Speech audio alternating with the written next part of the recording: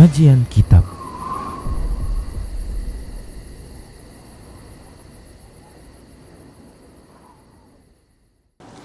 Bismillah, assalamualaikum.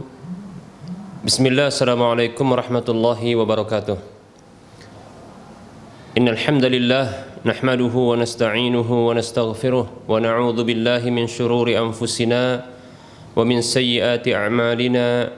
Man yahdihillahu fala mudilla lahu wa man yudlilhu fala hadiyalah. Wa asyhadu an la ilaha illallah wahdahu la syarika lah. Wa asyhadu anna Muhammadan abduhu wa rasuluhu sallallahu alaihi wasallam.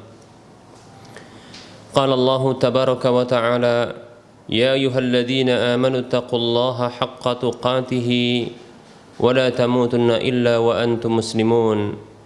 Ya ayyuhan nasu ittaqu rabbakum alladzi khalaqakum min nafsin wahidah wa khalaqa minha zawjaha wa bassa minhuma rijalan katsiran wa nisaa'a wattaqullaha alladzi tasaaluna bihi wal arham innallaha kana 'alaikum raqiba.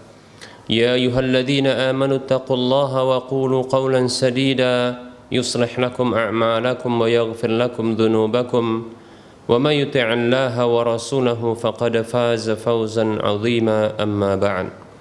Fa inna asdaqal hadits kitabullah wa khairal huda huda Rasulillah sallallahu alaihi wasallam wa syarrul umuri muhdatsatuha wa kullu muhdatsatin bid'ah wa kullu bid'atin dhalalah wa kullu dhalalatin finnar.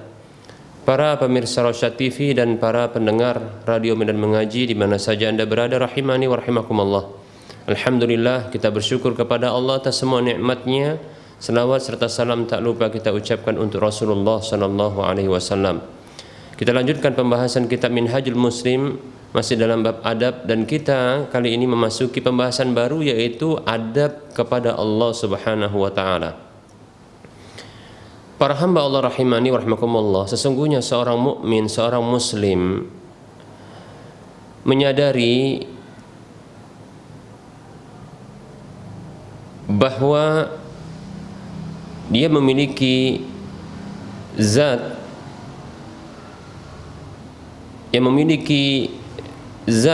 yang begitu banyak jasanya kepada dirinya.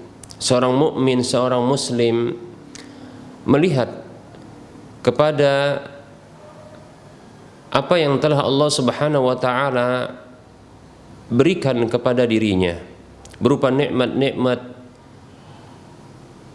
yang tidak terhingga, yang tidak bisa dihitung jumlah dan banyaknya. Seorang muslim, seorang mukmin menyadari bahwa Allah Subhanahu wa taala adalah zat yang begitu banyak kebaikannya pada dirinya, yang begitu besar jasa-jasa Allah Subhanahu wa taala, karena begitu banyaknya kenikmatan yang telah Allah berikan untuk dirinya. Baik para hamba Allah rahimani wa rahimakumullah,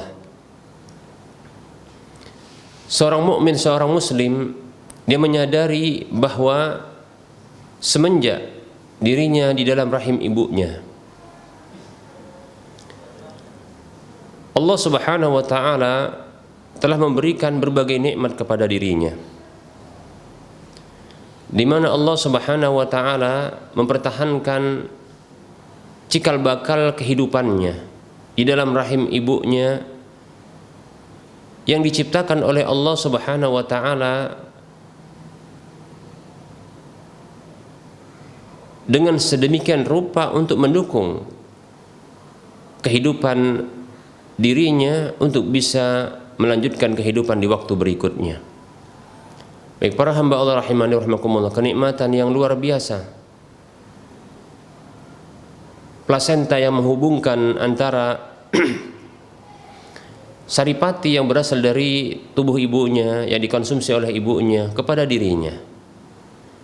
Seterusnya para hamba Allah rahimani wa rahimakumullah, dari kenikmatan-kenikmatan yang Allah telah berikan kepada seorang hamba ketika dia berada dalam perut ibunya. Baik para hamba Allah rahimani wa rahimakumullah, Seorang mukmin menyadari hal tersebut sampai begitu dia keluar dari perut ibunya. Dia merasakan kenikmatan yang baru, kenikmatan yang lain, bahkan begitu besar dan banyaknya kenikmatan-kenikmatan tersebut. Dia rasakan kenikmatan udara pertama sekali. Dia rasakan dia bisa menangis ketika itu. Dia rasakan belayan orang di sekitarnya, kasih sayang orang di sekitarnya. Yang itu Allah gerakkan untuk mempertahankan kehidupannya, untuk melanjutkan kehidupannya. Demikian. Dan seterusnya dari kenikmatan-kenikmatan yang sulit untuk kita bisa hitung dan sebut-sebut. Kenikmatan yang ada pada dirinya, kenikmatan yang ada di luar dirinya. Ingat, kenikmatan itu bisa jadi ada pada dirinya dalam tubuh kita, di dalam diri kita. Maka di sini juga ada kenikmatan yang besar. Begitu juga kenikmatan yang ada di luar tubuh kita. Yang ini juga merupakan kenikmatan. Baik para hamba Allah rahimani wa rahimakumullah. Di antara bentuk kenikmatan yang luar biasa yang barangkali kita tidak menyadarinya karena kita tidak melihatnya, yaitu keseimbangan antara tekanan di permukaan bumi ini.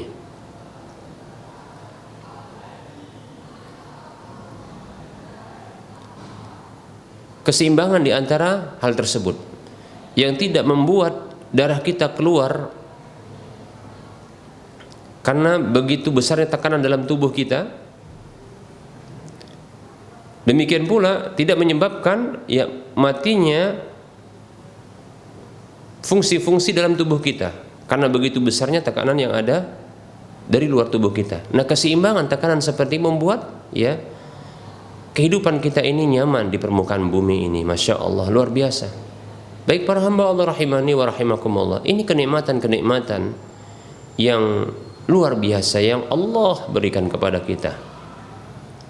Maka seorang mukmin setelah menyadari demikian, dia bersyukur kepada Allah Subhanahu wa taala dengan hatinya yang meyakini semua nikmat itu datang dari Allah Subhanahu wa taala.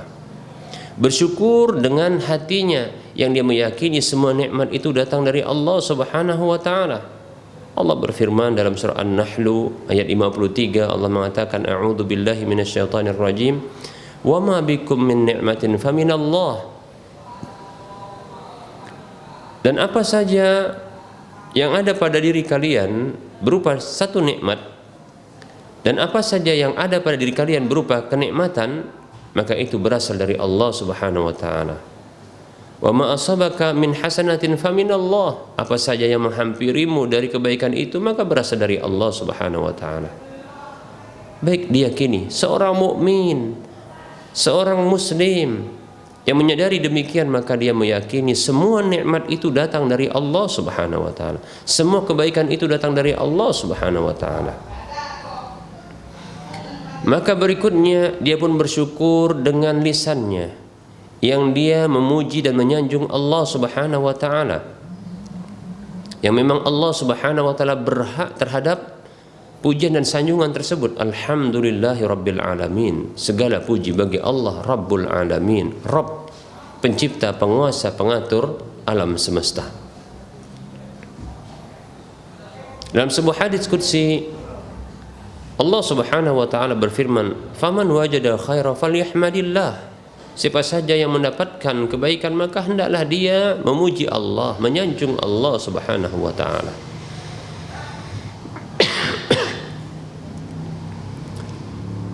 Kemudian para hamba Allah rahimani wa rahimakumullah, dia pun berikutnya bersyukur dengan anggota badannya, dengan cara diarahkan untuk mentaati Allah Subhanahu wa taala.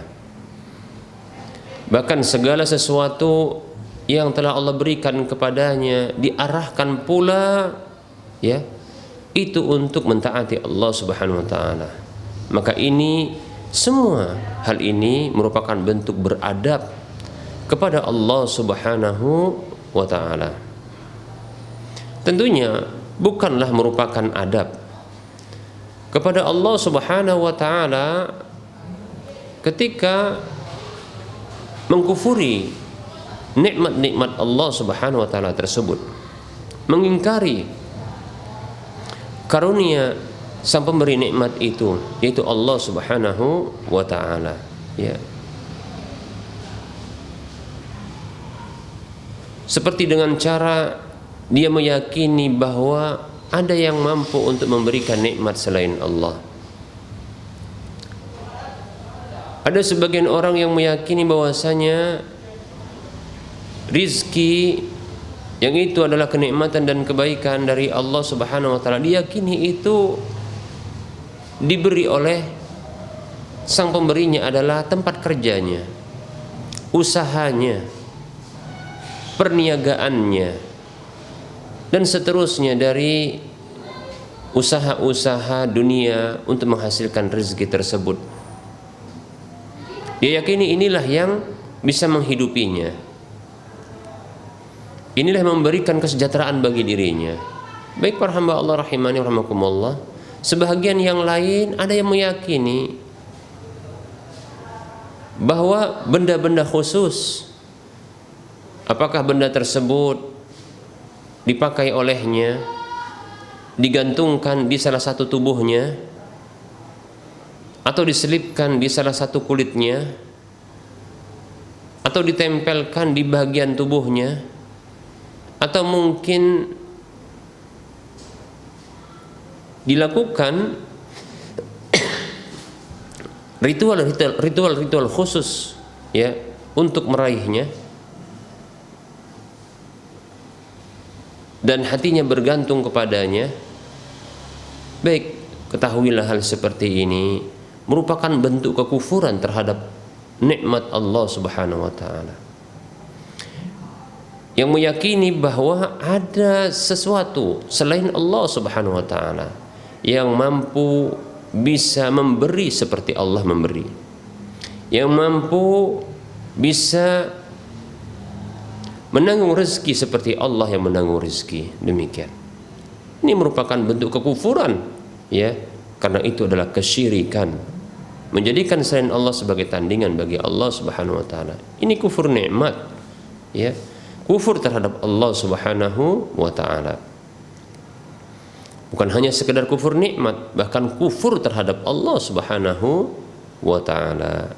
Demikian para hamba Allah rahimani wa rahmakumullah. Diyakini selain Allah itu bisa mendatangkan rizki, atau diyakini bahwasanya ini datangnya dari selain Allah Subhanahu wa taala. Demikian.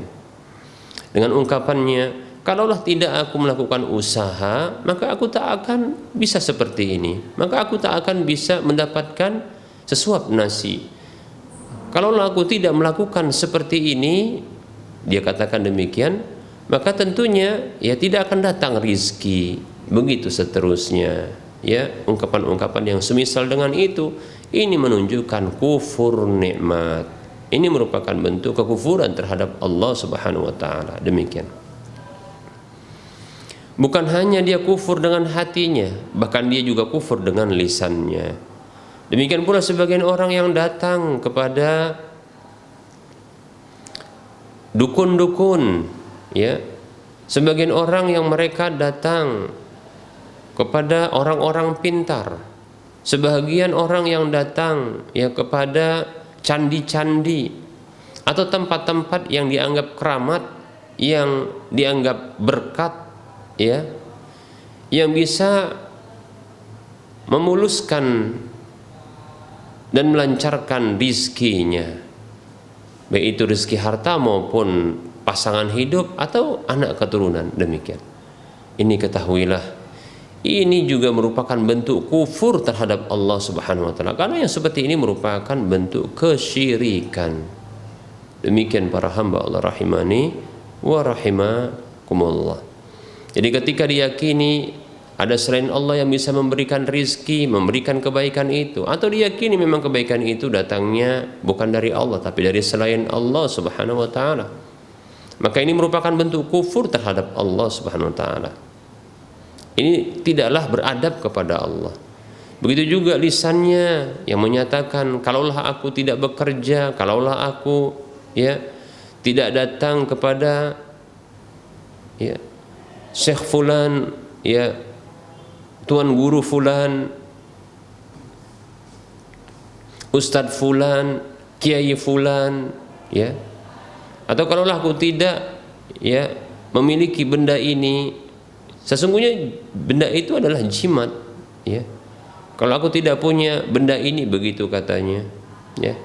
Atau kalau tidak kukantongi ini, kalau tidak kuletakkan pada tokoku ini, demikian dan seterusnya ungkapan yang semisal.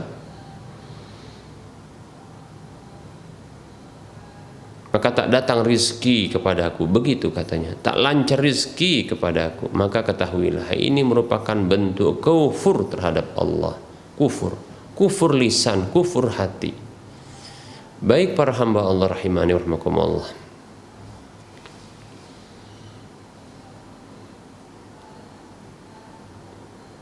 maka bersyukur kepada Allah Subhanahu wa taala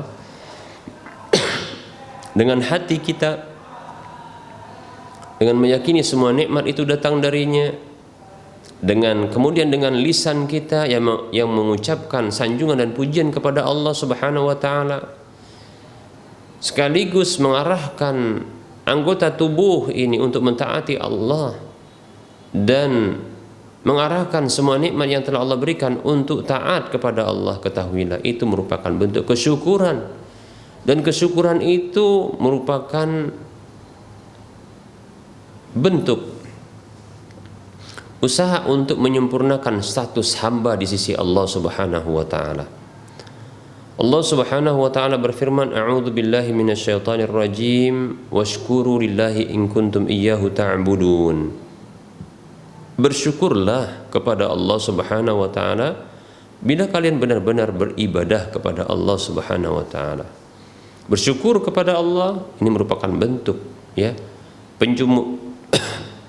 bentuk menyempurnakan ya status hamba di sisi Allah Subhanahu wa taala. Nikmat Allah Subhanahu wa taala begitu banyak pada diri kita.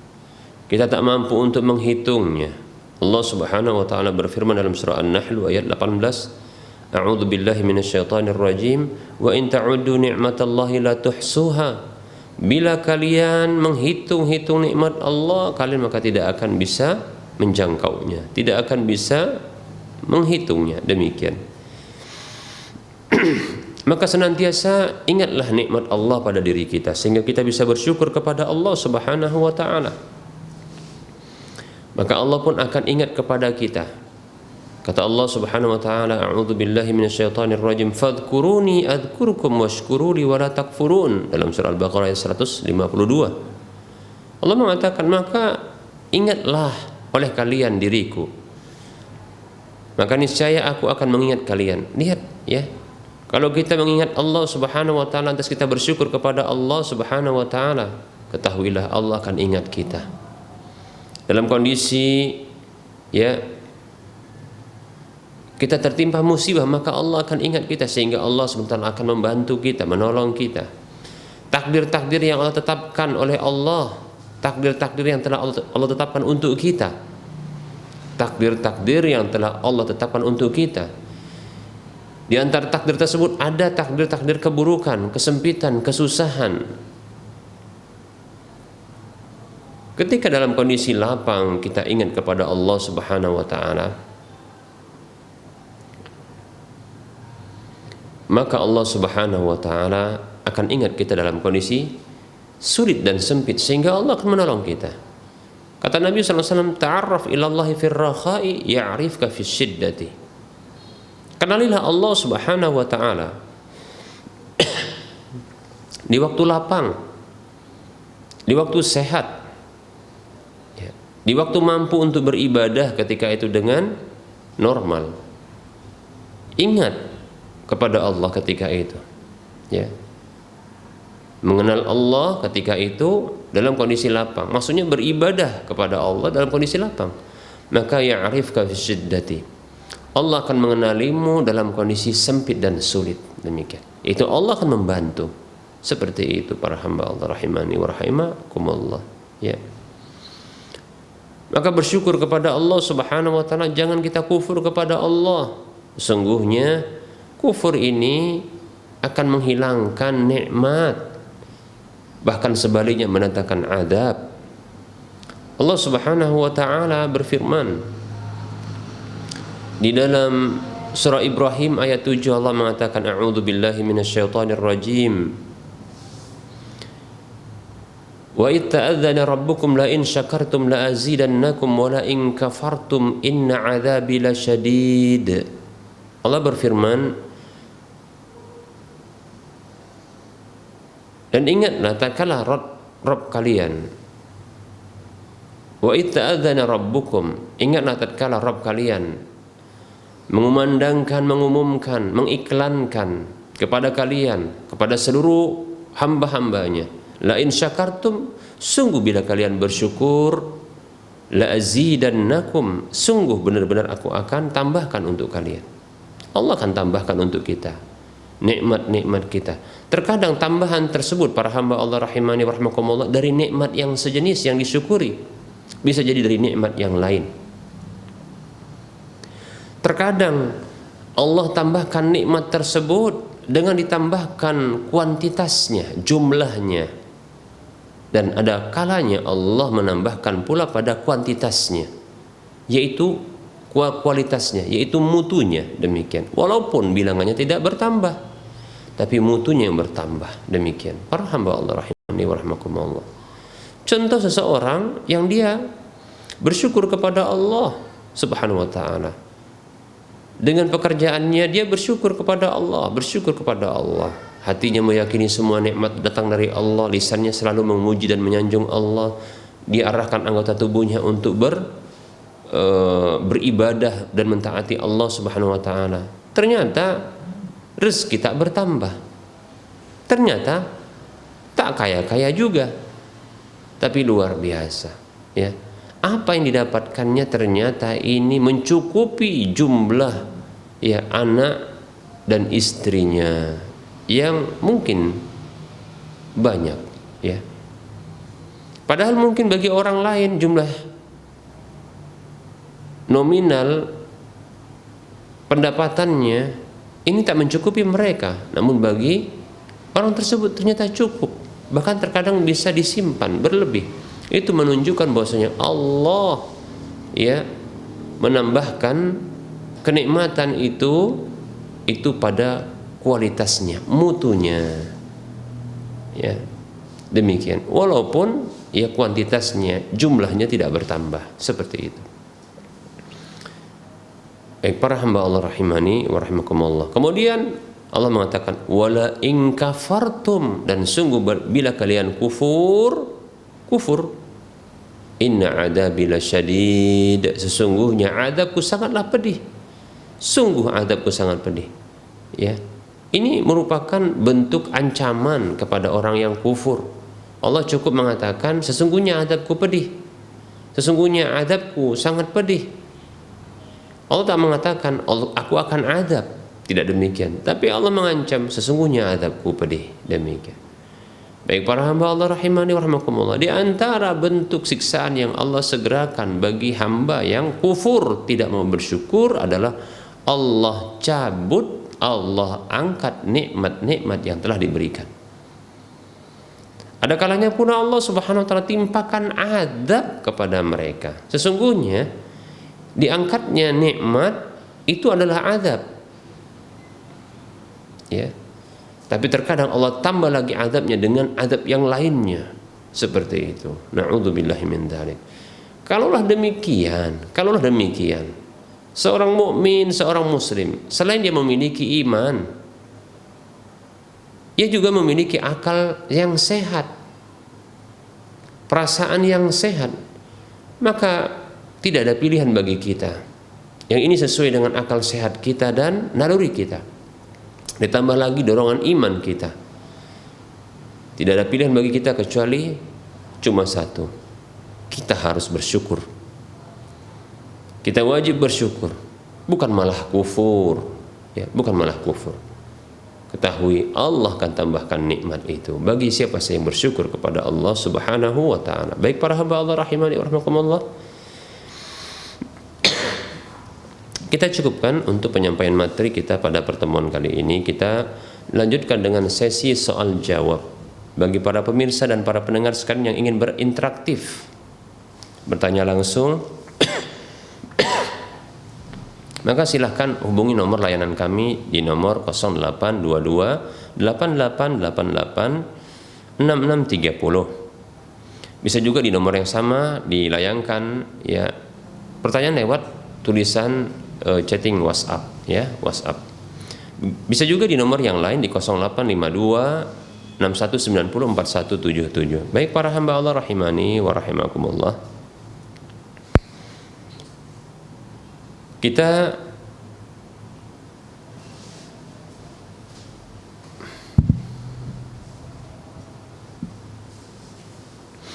mencoba untuk menjawab pertanyaan yang telah masuk. Pertanyaan pertama, Ustadz, saya sudah bekerja dan alhamdulillah gaji cukup untuk nafkah istri dan anak. Tapi terkadang sampai hutang. Apakah semua ini ujian Ustadz? Dan apakah ini termasuk rezeki yang tidak berkah?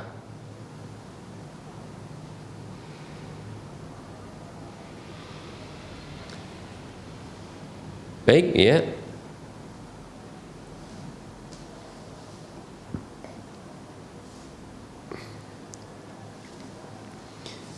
Baik, kita akan jawab. Semoga Allah Subhanahu wa taala memberikan kepada sang penanya dan kita semua rezeki yang halal dan amal yang diterima. Yang sebelumnya adalah semoga Allah memberikan kepada kita ilmu yang bermanfaat. Demikian ya.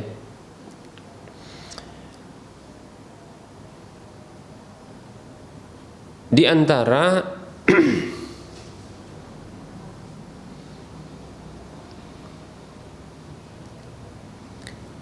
ketidakberkahan dari sebuah pendapatan adalah nominal yang sesungguhnya cukup namun terasa kurang. Dan itu bisa disebabkan karena memang tidak ada merasa cukup, ini yang pertama. Yang kedua, tidak bersyukur kepada Allah Subhanahu wa taala. Yang ketiga, bisa jadi terselip ya di dalam usaha tersebut perkara-perkara yang diharamkan seperti berdusta, manipulasi ya, atau gaji buta, yaitu melanggar amanah ya. Bisa jadi demikian. Yang ini membuat pendapatan tersebut ya tidak berkah, artinya kurang berkah ya. Baik para hamba Allah rahimani wa rahimakumullah, terkadang sesuatu yang halal, kita katakan halal, usahanya halal, namun bisa jadi tercampuri dengan sesuatu yang haram. Yang sesungguhnya tidak perlu meninggalkan sesuatu yang halal tersebut, hanya saja cukup meninggalkan yang diharamkan. Ya. Karena yang diharamkan ini adalah sesuatu yang terselip ke dalam sesuatu yang halal tersebut, sehingga tidak perlu untuk meninggalkan yang halal, namun cukup meninggalkan yang haram. Ya. Baik para hamba Allah rahimani wa rahimakumullah. Ya. Maka bagaimana untuk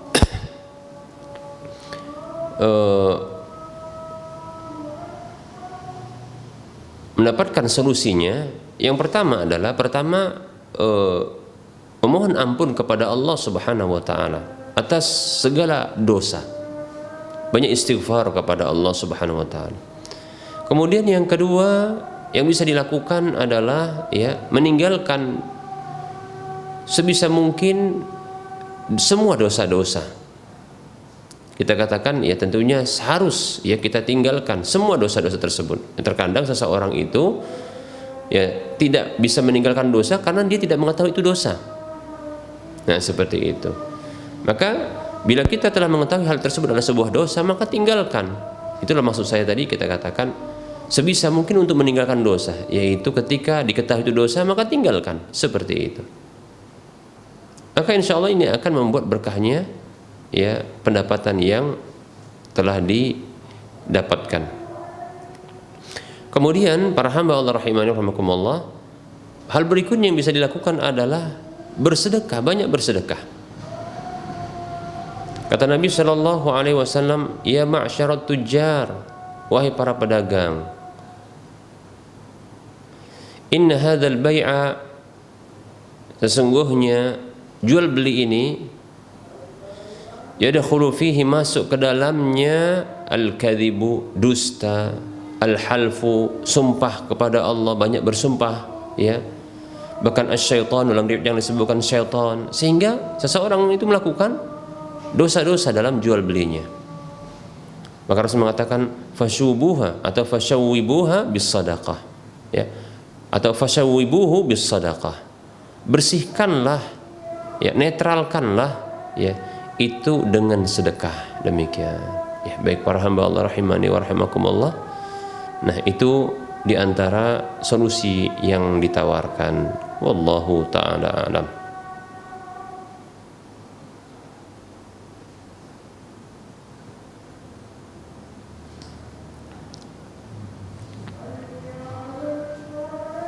Baik para hamba Allah rahimani rahimakumullah, untuk wilayah Medan dan sekitarnya telah masuk waktu salat zuhur. Oleh karenanya kita cukupkan kajian kita pada pertemuan kali ini. Tentunya dalam penyampaian ini banyak kesalahan, kekurangan dan kekeliruan.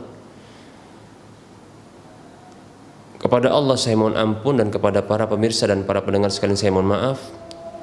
Kebenaran itu datang dari Allah, maka ambillah. Kesalahan dan kekurangan serta kekeliruan itu datang dari saya pribadi dan bisikan syaitan, maka tinggalkanlah. Sebelum kita mengakhiri perjumpaan ini, maka seperti biasa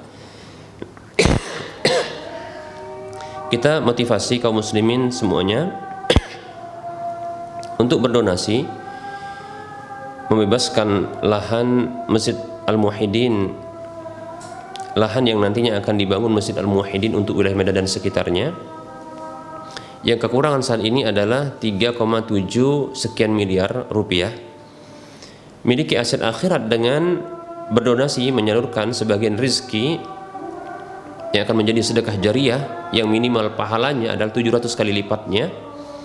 Mari salurkan ke Bank Syariah Mandiri atau Bank Syariah Indonesia di nomor 7127485555. Kita ulangi, Bank Syariah Mandiri atau Bank Syariah Indonesia di nomor 7127485555 atas nama Yayasan Lajnah Dakwah Medan, kode bank 451. Semoga Anda termotivasi dan semoga bermanfaat. Wassallallahu ala Muhammad wa ala alihi wa ashabihi ajma'in. Subhanakallahumma wa bihamdika asyhadu an la ilaha illa anta astaghfiruka wa atubu ilaika walhamdulillahi rabbil alamin. Wassalamu alaikum warahmatullahi wabarakatuh.